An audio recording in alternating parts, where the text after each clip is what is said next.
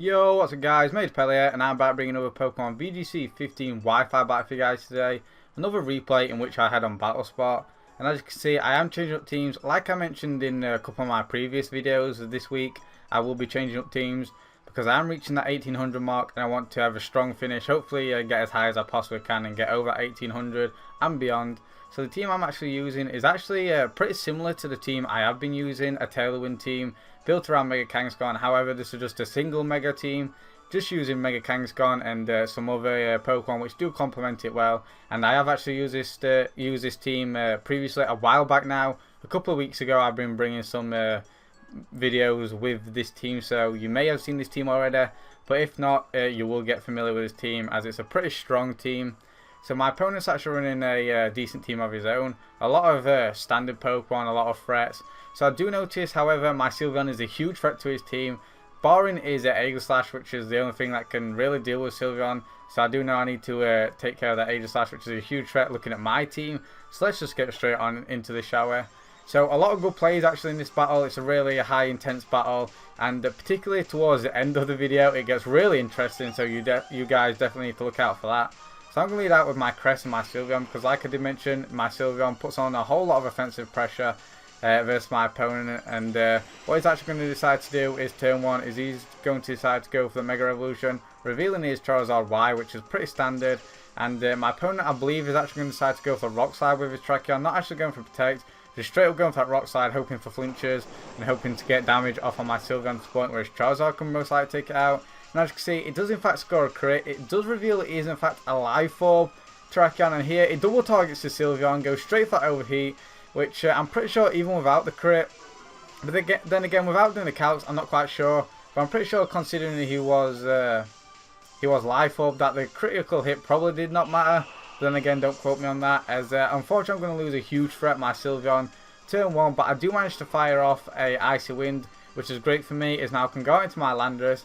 Here what I am going to actually decide to do is bluff the Scarf, because I'm not actually going to reveal my item just yet. You guys will see that in the later turns, but what I'm actually going to do is decide to bluff the Scarf. Regardless, I am faster now thanks to the -1 from the Icy Wind.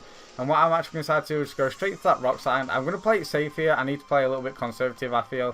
So my opponent's actually going to pull out a double switch, which is a fantastic play on my opponent's part. As you can see, the Rock Slide isn't going to do much to his Aegislash or his Hydreigon. And his Hydreigon, of course, is immune to that Psychic. So very nice read from my opponent. A little bit safe by me, I do know, but I am going to get some valuable information. Learning his Aegislash is actually a Leftovers variant. So here, his Hydreigon is going to decide to go straight for that Draco Meteor here.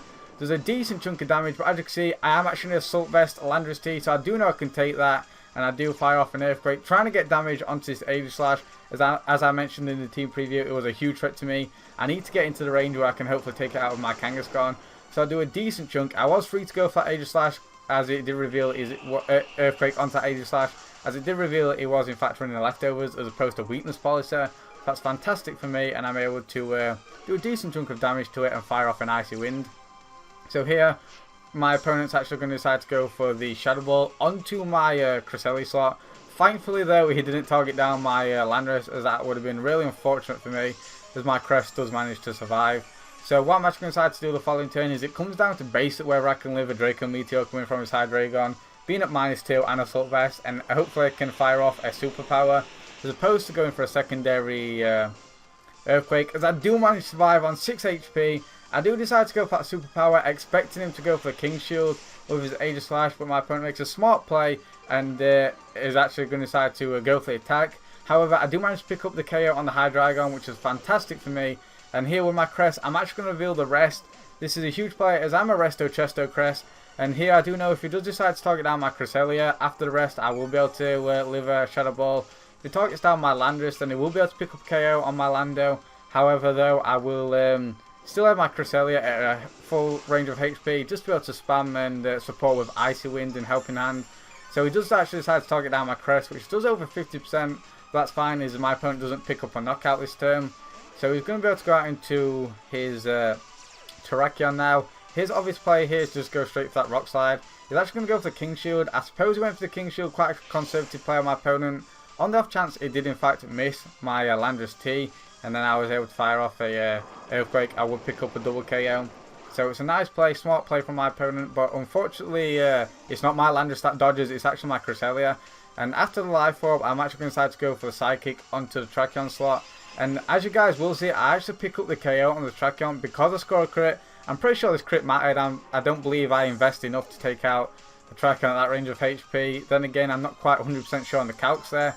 But I do manage to pick up the KO onto the Tracheon, which is great for me. So I'm down to my last two now, my Kangaskhan and my Cresselia. My opponent is also down to his last two, his Charizard and his Aegislash. So here what I'm going to do is I'm going to make an extremely risky and extremely bold play. And it's pretty much going to turn this game on its head, as I'm actually going to decide to go for that helping hand low kick onto the Aegislash spot, predicting his Charizard to go for that protect. And as you can see, I'm not going to decide to Mega Evolve, I'm going to stay in scrappy form, and I do fire off that low kick, and it is enough to take out the Aegislash, which is huge KO for me, and it's going to definitely put me into the considerable advantageous position. As here the following turn, I actually make a misclick, I go for that double edge, helping out boost with double edge. As you can see, I didn't click the Mega Evolve button. Once you click the Mega Evolve button, then you press B on your DS and then go back in screen, it does cancel the Mega Evolution. But my opponent here actually goes for the Heat Wave as opposed to going for the Overheat onto the Kangaskhan slot. And with him going for the Heat Wave, both my Crest and both my Kangaskhan actually survive. So it gives me a chance to redeem myself and actually go for that helping hand and go for that Sucker Punch here. My opponent's just going to, I suppose, stall a turn out here. A useless protect, but I lose nothing by just clicking Sucker Punch here. And I do manage to Sucker Punch and KO the Charizard and pick up the victory.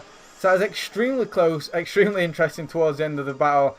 Had my opponent just gone for the Overheat on my misplay, my huge misclick, then I'm pretty sure even at -2, it would have been able to KO my Cresselia. I feel as though he would have, absolutely.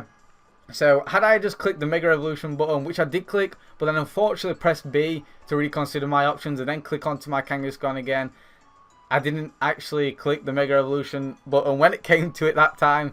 So that was so close, so scary, but thankfully I did manage to pull through and get the victory. So in hindsight, what I would have done and what I did do is just click the Mega Evolution button and then attack. That is what, of course, any player would do in that situation. But I unfortunately misclicked, so nonetheless I still managed to pick up the victory. Definitely a very interesting outcome, very interesting ending to the battle. Either way, I hope you guys enjoyed this. If you did, be sure to show your appreciation by leaving a like, a comment down below, and of course subscribe if you want to see more. And thank you guys so much for being here and watching today, and I'll see you guys next time.